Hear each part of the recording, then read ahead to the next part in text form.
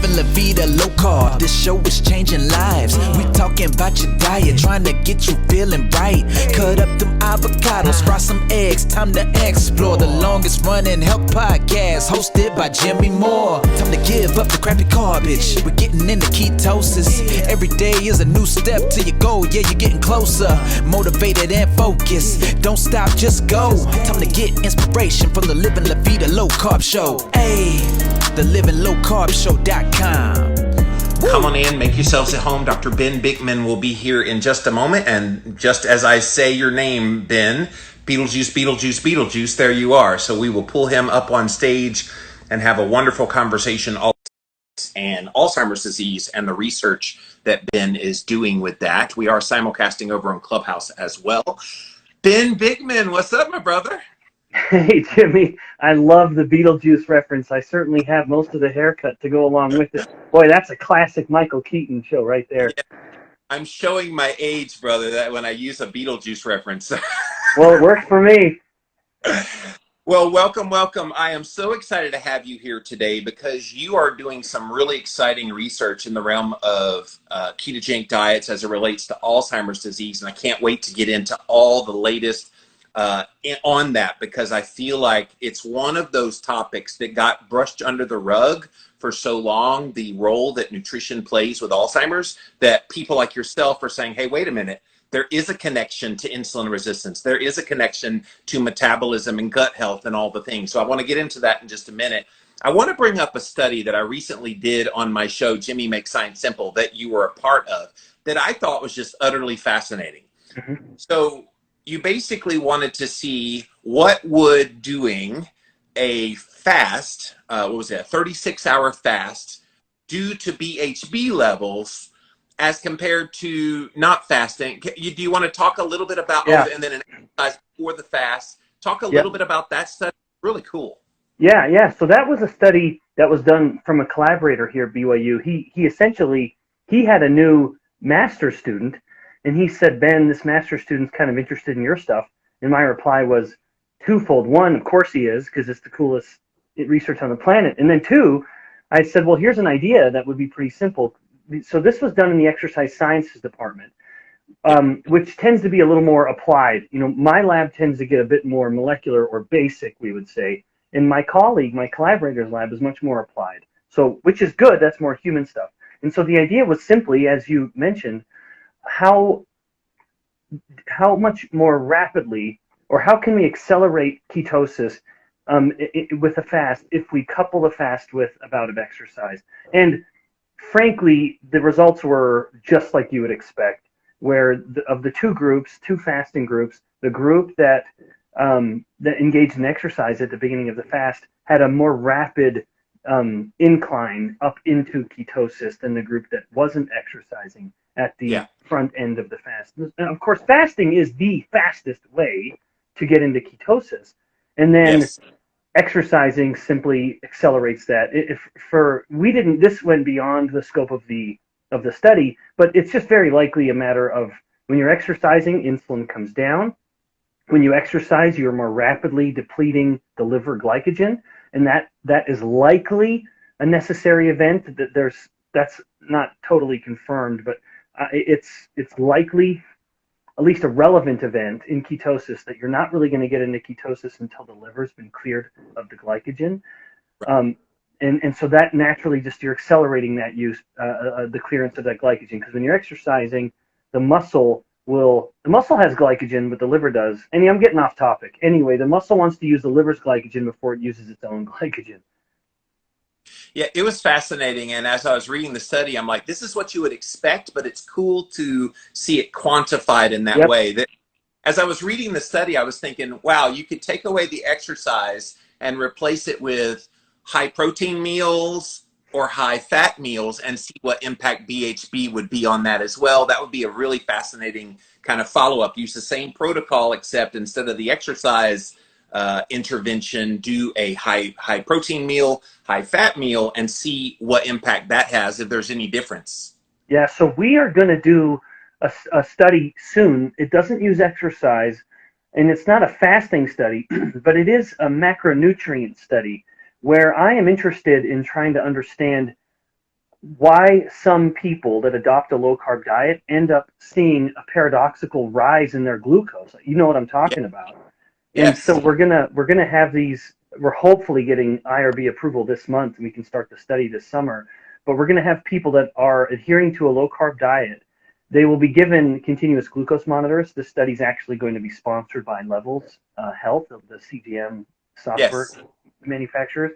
So they'll have CGMs to wear for the month, but each week during this time, they'll come in and they'll drink. On 1 week, it'll be randomized. They'll drink a load of protein, just weigh in water, and then we do 2-hour blood tests every 30 minutes. We're taking blood tests, and then another week they have pure fat in the form of olive oil in water. Then another week they have pure dextrose, so glucose in water.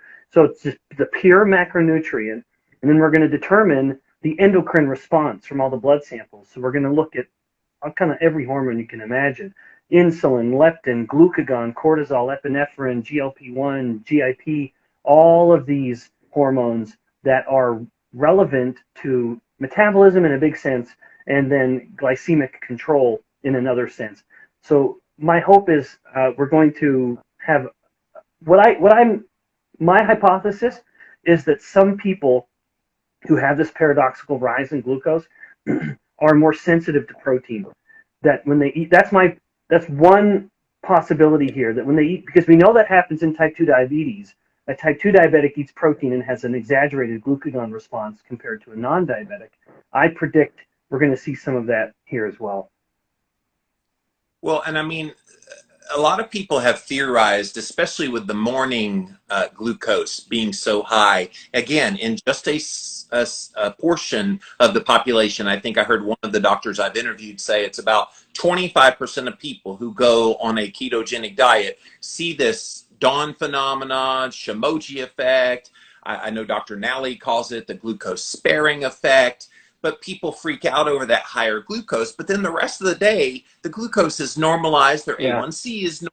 Everything's cool. It's just that one anomaly in the morning that freaks people out. Yeah. So I am very, what's the word? I'm not concerned about the dawn phenomenon.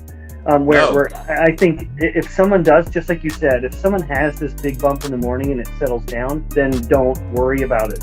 If you see this big bump and it stays a big bump, it's not a bump, it becomes a higher plateau, well, then that's the time to be interested. But even then, I don't know that the person needs to be overtly concerned.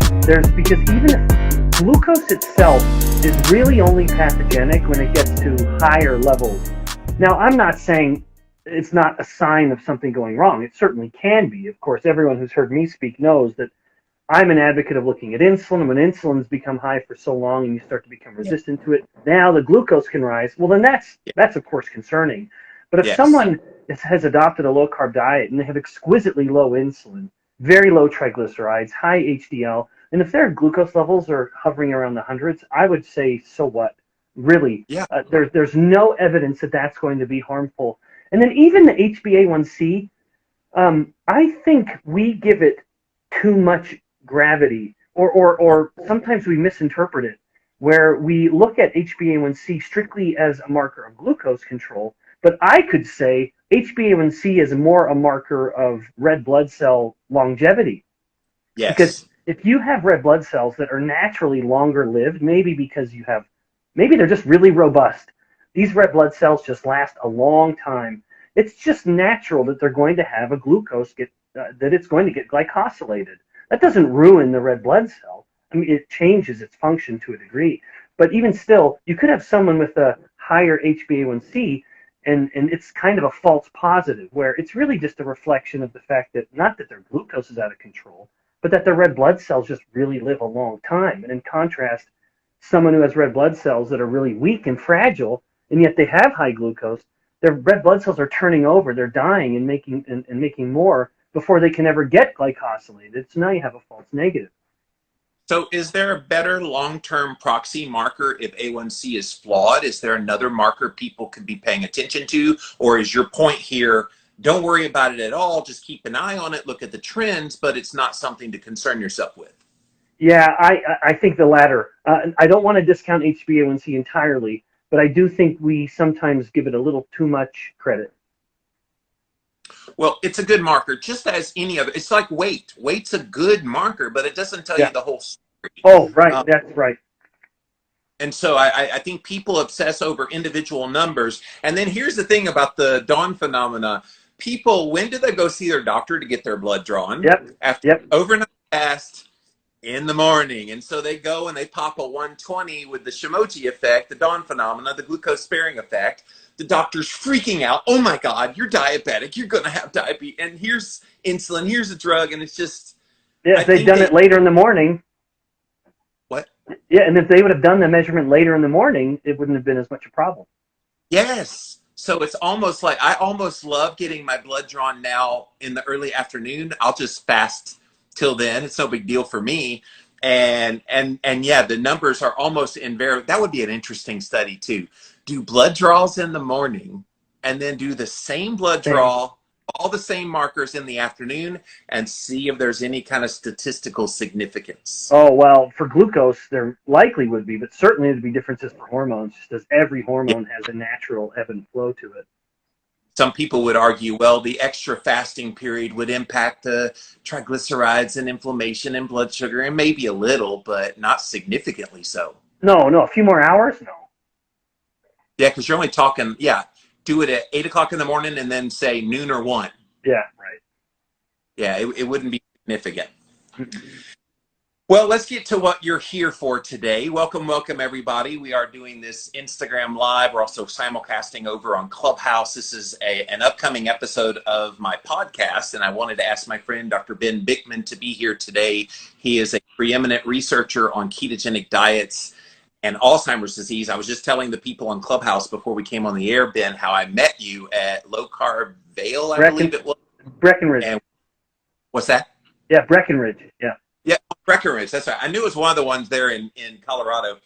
And yeah, you were just so fascinating, and we had a nice conversation. And I knew talking to you at that point, I'm like, this guy's going places. And so he just, what was it? Last year, your book came out, Why We Get Sick?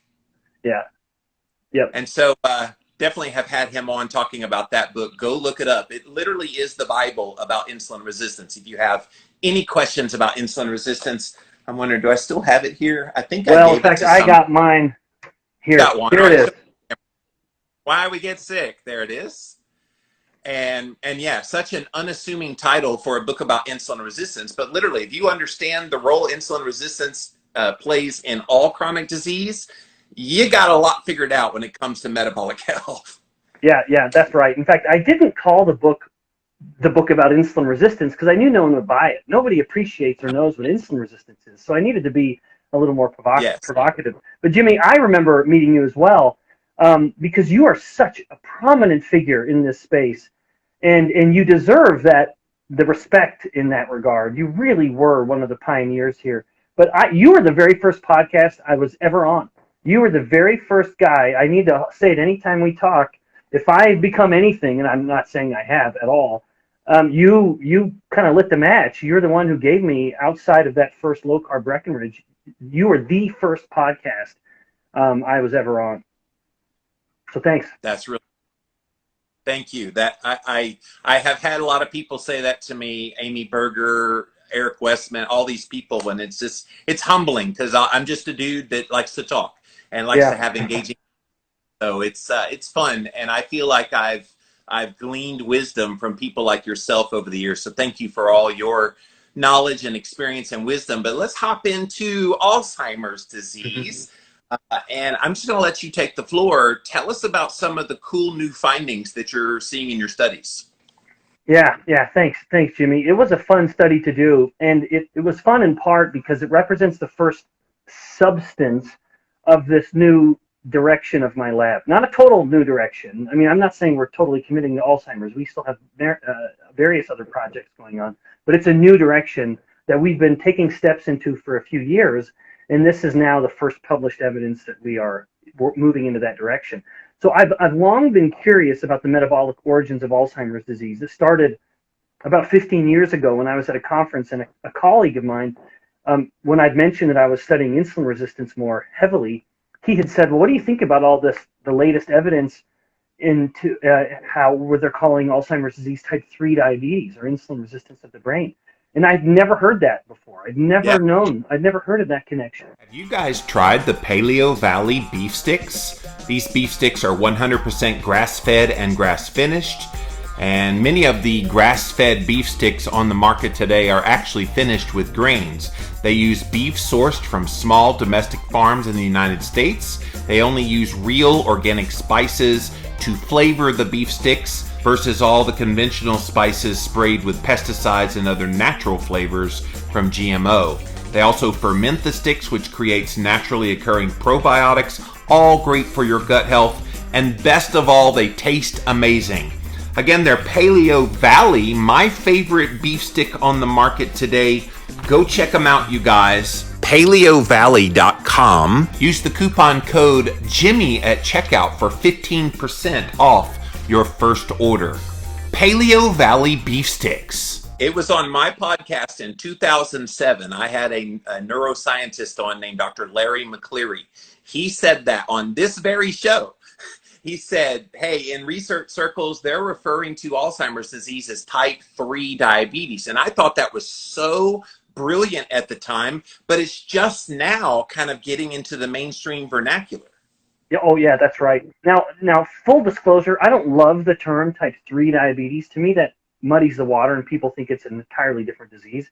I think it's more accurate just to say it's insulin resistance of the brain, but that's splitting hairs.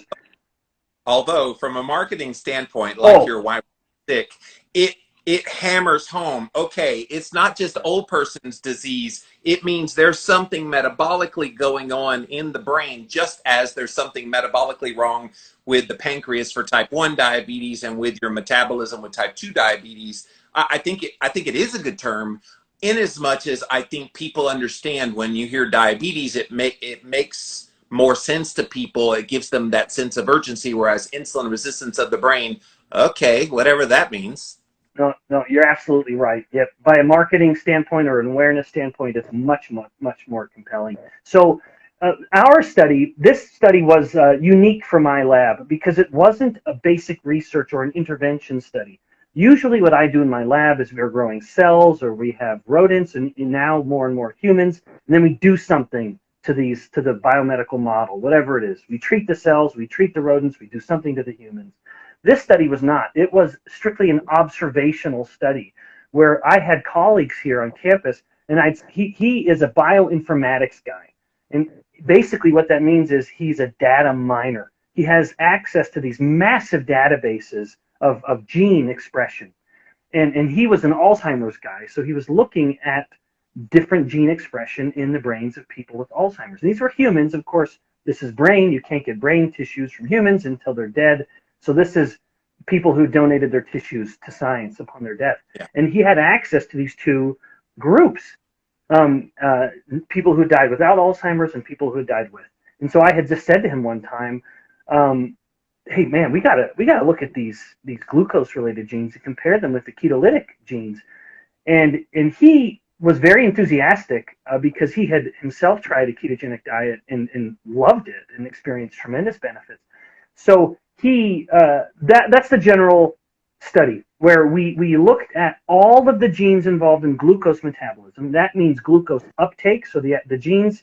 So but maybe one step back, a gene is a recorded section of DNA, and then that little gene will then be converted, essentially translated into what would become a protein.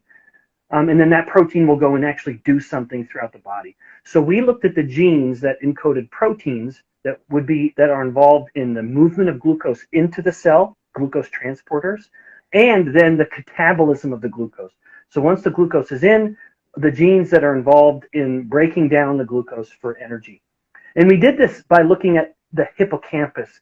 The hippocampus, tucked deep within the brain, is the memory and learning center. That's the part of the brain that gets substantially compromised in Alzheimer's disease.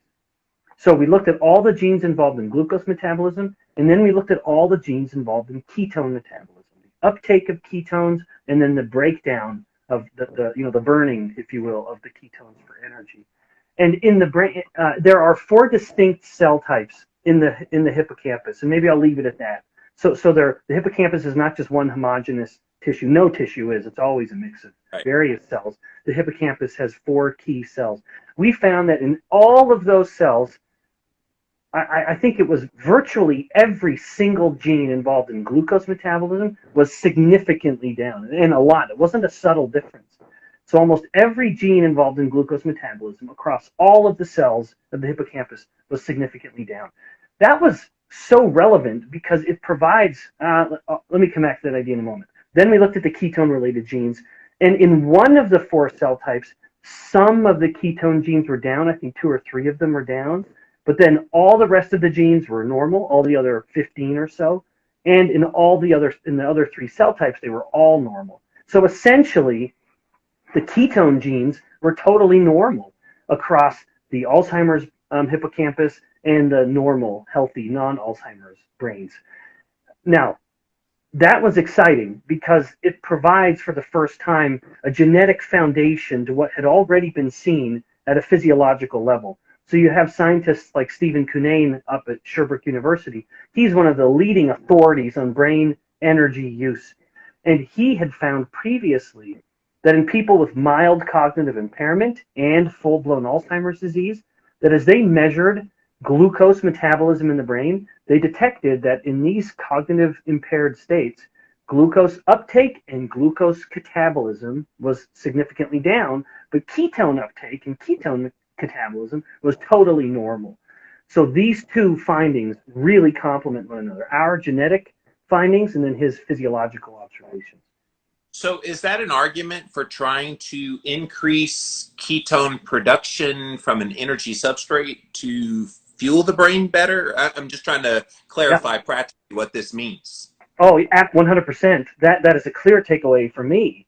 And when people were asking me about that, they'd always say, all right, well, so what? And I would say, well, there's a few so whats. One is that diet matters, that there's a clear lifestyle component to dementia, which in and of itself is novel, because the classic paradigm of Alzheimer's is you have an ApoE4 genotype and you're doomed because you're going to get plaques in your brain, you're going to get these nerve tangles, and you're doomed. But the thing is, direct interventions in animal studies and then a little bit of evidence in humans to try to attack the plaques or attack the tangles, they just don't really yield significant results. And so those classic ideas of Alzheimer's are kind of falling by the wayside. And then I think the metabolic origin is being picked up almost out of desperation. So my takeaway is it is a lifestyle-related disease, not 100%. There's got to be some genetic predisposition. But even in people without ApoE4 genotype, you can still predict their Alzheimer's risk based on their insulin resistance and glucose control status. So there was a phenomenal study done in the 90s by a group in Finland that found that someone's fasting insulin had a more tightly correlated statistical value to Alzheimer's risk than their age.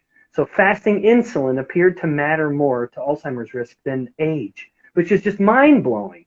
But it just is reflective of how relevant metabolic health is. So the first takeaway was lifestyle matters, and the second takeaway is if lifestyle matters, well, then you can do something about it. And my big thing is keep your insulin low, because that'll help the brain be more insulin sensitive and then respond to glucose and take in glucose better. But then also if you're insulin sensitive, you're going to have lower insulin and you're going to be making ketones more readily, and then the brain can be using the ketones as a fuel happily as well, which it does. Hearing you talk about Alzheimer's disease in this way and how the old paradigm is being replaced with this new metabolic paradigm is very reminiscent of what's happening with cancer right now. And people like Tom Seyfried and the work that he's doing, he's been out there for a long time doing a lot of this same kind of research you're doing, except from a cancer perspective. Did they just like blow it, Ben? How did they miss this so badly that it's now going to have to uproot everything we thought we knew about both cancer and Alzheimer's disease? Yeah, well said, Jimmy. That's a great way of framing it. So I think that we are remembering lessons of the past. So by that I mean, I think 100 years ago, we were using diet to treat disorders that like Alzheimer's or cognitive decline and other brain disorders like seizures and migraines. Yep. So now However, I think those fell out of popularity because we got so clever and we started making all these sexy drugs. And so then the drug became the treatment of choice rather than a dietary intervention. And then with the ongoing, for lack of a better word, failure of the drugs, or an inability or a dissatisfaction with these drugs, I think there's been a rediscovery of the lessons of the past. In our hubris, we thought we knew better than centuries old wisdom because we could make these clever drugs nowadays, only to learn that we had in fact not been solving the problem. And we go back to the old way of doing things, which is to change what's going in the body. Yeah, and there's a lot of interests at play that want to keep the current paradigm going, and financial, and even like in the institutions that would publish your research. Which, by the way, has it been published yet in any journal? Oh yeah, yeah. My journal, my article was published in a very good journal, so I'm very pleased with how that turned out. It's a very high impact journal. What? Well, yeah, the name of the journal is the Journal of Alzheimer's and Dementia. In fact, I actually paid extra so that it could be open access. That's an option that authors have more and more. So it's open access. Anyone can go do it. If someone just goes to Google and types in Bikman, and then ketolytic, that'll probably be the first hit, and you can click on it and read the whole study. So those of you that don't know, full access, that's where you can print the whole study. And it's when I do my Jimmy Make Science Simple, I love when I can have an open access study because I can read the whole and really dig deep into that. So I definitely encourage you guys, go download that study. And yes, Google makes it very easy to find those things. So how long was the study? How long did you take to do that one? Yeah. So that was actually simpler than most, because I would say from beginning to end, the study took about 5 months. And that was mostly just the analysis. These are such massive computers and massive databases that these computers just take time to get through. And then once we had the data, it was probably a couple months writing it, preparing it, and then of course the review process is always a painful process. That takes months. So Ben, would you say that your study now kind of sets a hypothesis for living humans dealing with dementia and Alzheimer's? And if so, I mean, you're obviously not cutting brains at that point, but how do you apply it other than, I guess, try the nutritional and other lifestyle interventions like exercise that could boost ketones, like exogenous ketones, like MCT oil? We could go down the list of all the things that boost ketones. Is that what you're hoping happens from your study? Yeah, without a doubt. That is an absolute hope, that if I were talking to my dad and he said, "Oh boy, Ben, I'm really slipping. What should I do?" My immediate comment would be, "You got to up your ketones and lower your insulin." So I'm not generally a big advocate of exogenous ketones, because I don't like the idea of chasing the ketone. That's not what it is about to me. It's about lowering the insulin and everything else that comes with that. But in this instance, I would say if someone does notice some genuine cognitive decline, and it's a subtle thing, it's hard to see in ourselves too. I kind of make the analogy of, it's like when I was losing my hair in my mid-20s. I never knew how bald I was getting because I would just see little subtle changes every day. So it's hard to determine our own cognitive decline. But if we are able to get it, if we are able to detect it or have it objectively determined for us, then I would say that is the time to invest in some exogenous ketones, because now, as much as you still want to keep the insulin low, and you do 100% want to do that, you now also are chasing the ketones. You want to make sure you are giving that hippocampus as much energy as it needs at any moment. And Jimmy, that matters. We have a bit of a side study we've been working on where we measure the metabolic rate of the hippocampus, which again is the memory and learning center, and we compare that with the metabolic rate of the hypothalamus and the thalamus, which are nearby brain structures, and the hippocampus has a much higher metabolic rate. So that little memory and learning center has a high metabolic demand. It needs to be fueled. And if there's any compromise in your glucose use at the hippocampus, well, then you sure as hell better make sure you got all the ketones the hippocampus needs to stay fueled. So is there a target for the glucose ketone index, GKI, as the shorthand people might have heard, with this protocol that you think would be therapeutic? That's a great question, and I don't have any idea. I No. mean, objective lowest possible on glucose and highest possible on ketones, Yeah, I guess. yeah. And it would Yeah, and so for me, within reason, that's typically going to be a number less than 1, within reason. Yeah. You know, like Yes. I would say anywhere from around, if a person were wanting to do this, and I'm just pulling this out of my pocket, I'd say if Right. you were hovering around 0.5, that's probably going to be a pretty nice range. Yes. And so for people that don't know, so you're translating glucose into millimole, and Yeah. then of course ketones are in millimole, blood ketones. So if you're popping like a 4 on the blood ketones, which is a really robust That's amount. high. Yes. Oh, I've had as high as, when I've been fasting, Ben, I've had as high as like 7.6. It's been That really, has to have been, and that was multi-day, right? you know, I do long fasts. So. Yeah, okay. Because the longest I've ever fasted is 48 hours, and I got like the high ones, and I thought, I'm done. Yeah, I did an 18-day fast a couple of months ago. I'm due to do another long one, maybe not that long, but an 18-day one recently. I think the highest on that one I got was 5.4. Yeah, so you would have been 1. If you're around there, you're at a GKI of 1 or high. But listen to my glucose; it was like 48, so it was well under. Yeah, wow, yeah. So your ketones. Oh, I'm sorry. Earlier I said 0.5. I should have said like 2. A glucose to ketone index of 2, because the ketones have been higher. You were at the inverse. You'd gone to 0.5 there. Was down to almost 0.5 at that point. So. Yeah. But it's context of everything, and so good. All right, so you're doing this side study. You've got this main study that's been published. I mean, are you hearing anything within your fellow colleagues in the Alzheimer's research world? Are they curious about this at all, or is there just too much dogmatism of how we've always done things?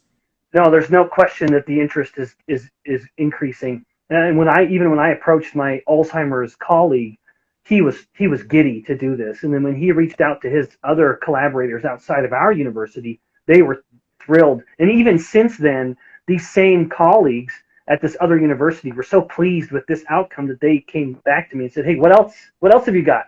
Like, what else could we do in Alzheimer's? What other kind of metabolic themes have you got?" And we are already working on another project.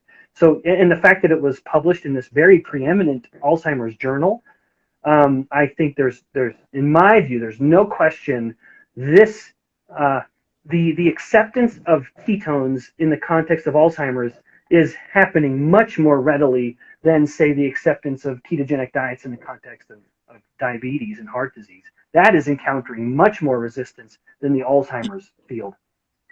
Which is so odd, because every time ketosis is brought up, and you know, I've talked about it forever in my own work, everybody's like, well, that's a nice little diet for epileptic children, but it really doesn't have application elsewhere. And I'm going, do you know like how all the little pathways in the body are impacted by a ketogenic state? It's amazing to me, pegged in that way.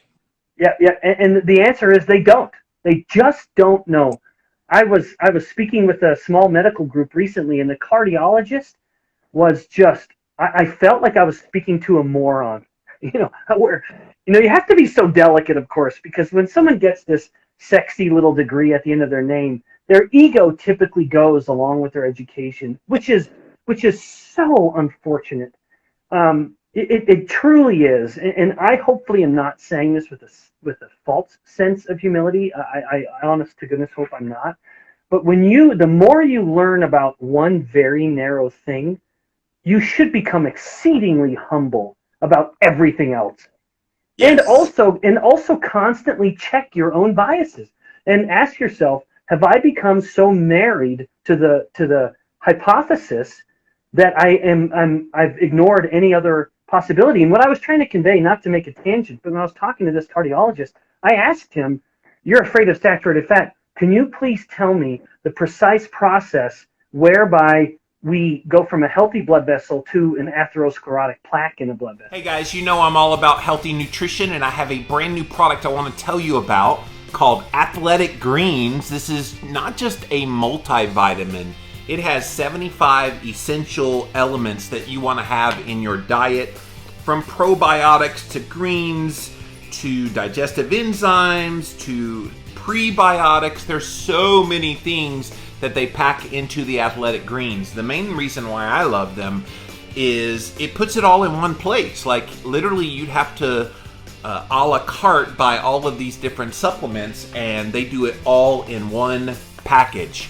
So if you go to athleticgreens.com/Jimmy, and you can get a special discount if you go there, and the discount is you get a free 1-year supply of their vitamin D as well as some of their travel packs.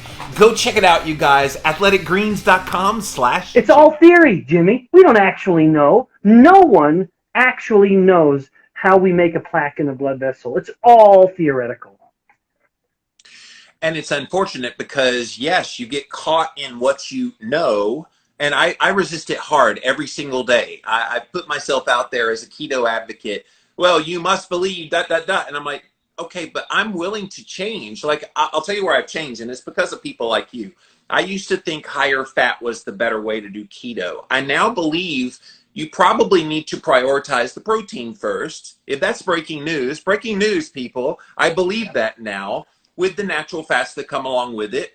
You and Ted Naiman and others have made compelling arguments to me, and now I've shifted. It doesn't mean that I think keto is bad. It's just you can get so narrowly defined in a box that people are unwilling to see anything outside of that box as being impactful. Yeah, oh, well said. In fact, I would even say we shouldn't put keto in a box. Where keto can, like, you look at some of the classic studies by Volek and Finney, the legends, and you have Stephen Finney on your wall, for goodness sakes. You look at some of their early studies, and their macronutrient breakdown was roughly 25% protein. In some instances, it was a little higher. It's 25 to 30% protein. And these are studies from 10 or 20 years ago. So that is very much a ketogenic diet.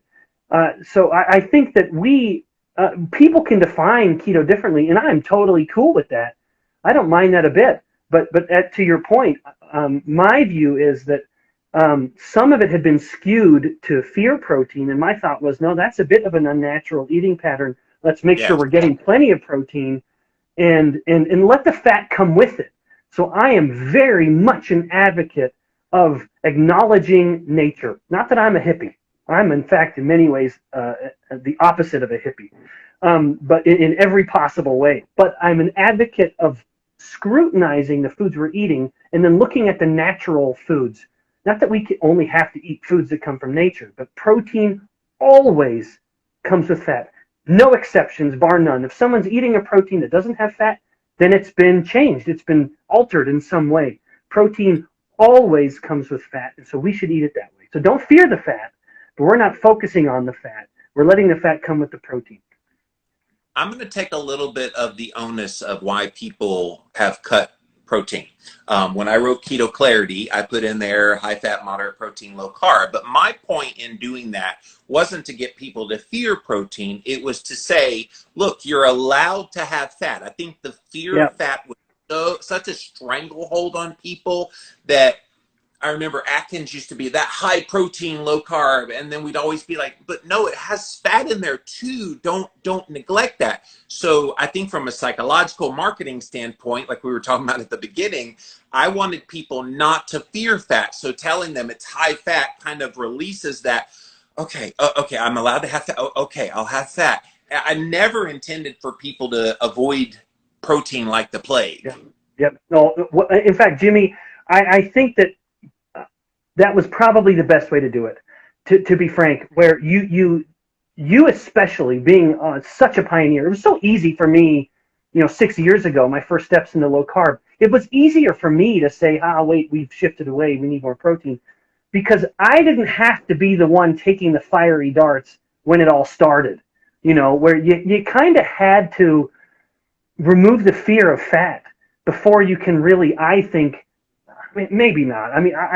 I don't know, but I do think there's something to be said for making sure people view fat as a friendly macronutrient. And then it's easier to look at the protein and acknowledge the fat that comes with it.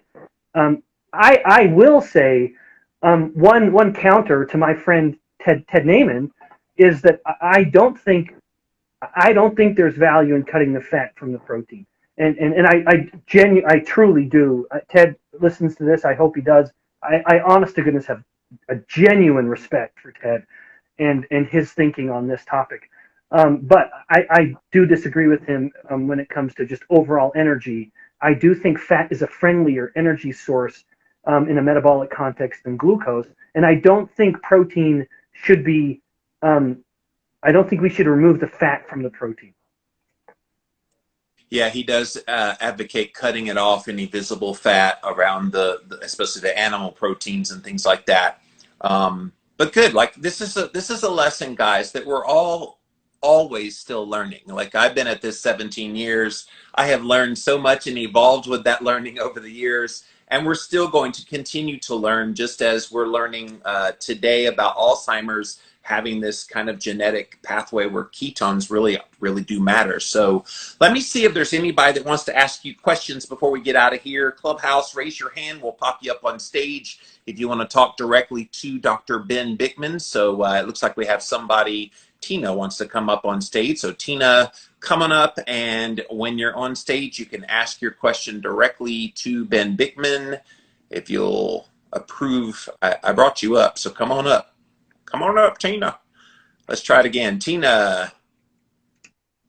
All right, while we're waiting on Tina. Oh, there she is. Tina, what you got for us? There. I had to accept the rules. Yes, you did. Okay? Great. First of all, Jimmy, thank you so much for this. I'm a big fan. I followed you for quite some time. Thank you. I'm looking forward to meeting you in Las Vegas. Yes. So that's going to be so much fun. Along with Ben Azadi, I've met him. And Dr. Bikman, I was in the audience when you were talking to the Keto Challengers with Ben. And again, really appreciate how much you give to the community. And as a retired scientist myself, I've published many papers, and I know what a pain in the butt that is. So thank you for that in open access. It really makes a huge difference. Yep. So I have a couple of comments. One is I wanted to kind of circle back to the opening discussion about fasting glucose and triglycerides and such. So I have not done the experiment you guys were talking about with labs, but I have done it with home meters. So I have a cardio check and a Keto Mojo. You have to forgive me, I'm out for a walk, so I'm a little breathless. As well as a continuous glucose monitor. And I've been on keto and keto carnivore for many years to help with a neurological disorder that I have. And I don't really have the dawn effect, but what I have noticed is when I get up in the morning, my triglycerides might be a little higher than I'd like. My ketones are a little lower. If I have a cup of black coffee and wait for a couple of hours, but not do anything, and that's really key. You have to be very calm, watch YouTube or something, and then check again. My triglycerides have come down, ketones have gone up, glucose has come down. Looks great. But if I go out for a walk or a run, everything changes. My triglycerides will go through the roof, and the ketones will drop, and I assume I'm using them. I'm assuming I'm using the triglycerides. And, of course, the glucose goes up because my liver is starting to dump the glycogen. So I've discovered that I have to be really strategic when I do my lab work. I do like to wait, like you said, Jimmy, a couple of hours. But it's so key not to do anything during those hours. Because if you do, you're just going to screw it up. And also, go too long, even if you're not doing anything. Let's say you said into the afternoon. If I went into the afternoon, my glucose would be back up, my triglycerides would be back up, just because I've been fasting for so long. Right. So can I get Tina? Can I get Ben to comment, because we're going a little bit long with your question? Any comments, Ben? Oh, sure. Well, yeah. In fact, Tina. I hope you'll come say hi to me at Vegas as well. I think I'm going to be there too. The organizer reached out. This is the Vegas event in mid-October. Jimmy, is that the one? Yeah. Yes. Yeah. I think I'll be there. We talked. He spoke to me on the phone last week. So I'll be there, Tina. Make sure, come give me a high five. So frankly, Tina, it sounds like you already know everything. the elevated triglycerides are also just reflective of an overall energy demand, and especially if you're low carb, your body is going to be demanding a higher triglyceride from the liver as it's packaged into the muscles, because that's going to be such a wonderful energy source. So that elevation in triglycerides, I think, would be a reflection of fat adapted body, and now an increased demand for the energy that comes from the fat. Great. And also, I'll get off. I want to make one more really quick comment. Okay, Tina. Thank you for talking about the exogenous ketones. I have been low carb for so long that I use my ketones really quickly, and I need to keep them fairly high. So most nights I will have an exogenous ketone cup of coffee, decaf, and it helps keep the ketones up. Otherwise, I'm only running around 0.5 most of the time. Well, and can I say something to that, Tina? I don't think, yes, like Ben and I were talking about earlier, don't chase ketones. I don't think it's about chasing ketones. I know you're saying you feel better when they're a bit higher, and at least you know that about yourself, so you take it strategically for that purpose. But just because you pop a 0.5 doesn't mean that's somehow a bad thing.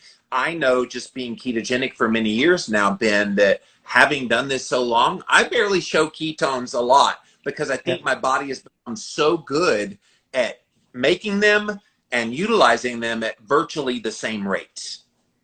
yes. Yep, well said. Tina, I'm going to move on to... Go ahead, Tina. Thank you. Yes, I was going to say I'm done speaking. Thank you so much. Thank you, Tina. Sherry, you're up next. What you got for us? Hi, Jimmy. Hi, hey. Dr. Bikman. I say thank you to both for all you do. I was just curious what your thoughts are on seed oils and Alzheimer's. Ooh, great question. That is a very good question. And I don't want to, so I don't know. I don't know of any evidence. In fact, that's what I can say. I don't believe there's any evidence implicating them. I'm not at all a fan of seed oils, but I don't know of any evidence to suggest that linoleic acid is uniquely pathogenic in the hippocampus. So Ben is going to give you the politically correct version. Jimmy has a few thoughts that he wants to express, and then Ben can bounce off of that. I think the inflammatory properties of seed oils has a dastardly effect on all parts of your health, including your brain health. And especially since our brain is so heavily made up of fat, those fats would then integrate into the brain. How could the inflammatory effects of those oils not have a direct impact on inflammation in the brain? So we may not have studies that show that yet, but I'll say it outright. Avoid them for that reason alone. Yeah. So I agree with the avoid them, but of course I just have to be more cautious, simply because I don't know of any study. And omega-6s, the fear of omega-6 fats is that they are readily converted into arachidonic acid. Not always. I mean, not to take away the heat on omega-6 fats. They are a fuel. The brain, in fact, has an ability to metabolize polyunsaturated fats as a fuel, including linoleic acid. But linoleic acid can become arachidonic acid, which then can become things like thromboxanes and prostaglandins, which are in fact pro-inflammatory and pro-clotting. So there's a reason to scrutinize them. But more than anything, I think we need to avoid them simply because they are now the single most commonly consumed fat. And the fact is that the essential plague of the modern diet is that we eat refined carbohydrates and refined oils. And when we just start cutting those back, we just are left with real fats, which will have linoleic acid in them. Every single natural fat has linoleic acid, whether it's egg or dairy or meat. But it's at such low levels that there's just no reason to be afraid of it. So it's really to me, there's no question they can be pathogenic, no question whatsoever. They get very readily oxidized and become what's called lipid peroxides, which are very much a problem. So do omega-3s, mind you, so we don't want to overdose the omega-3s. But it's really more a problem that we eat 56,000 times more now than we did 100 years ago. That's the problem.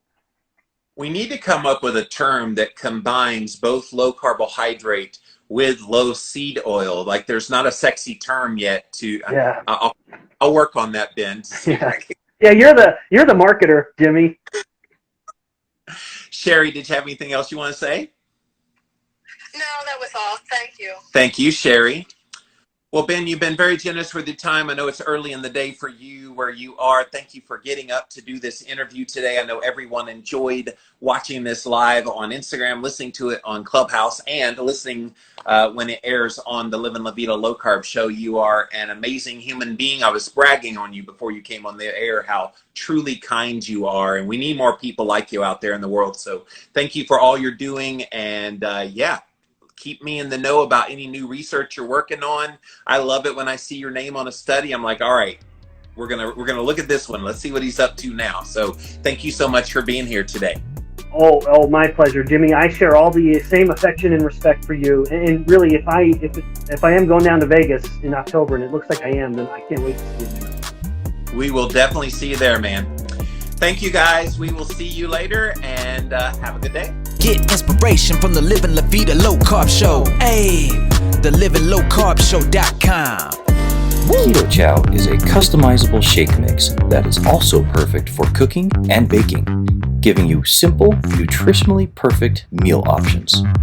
Keto Chow. Make keto easy. Discover your favorite flavor at jimmylovesketochow.com.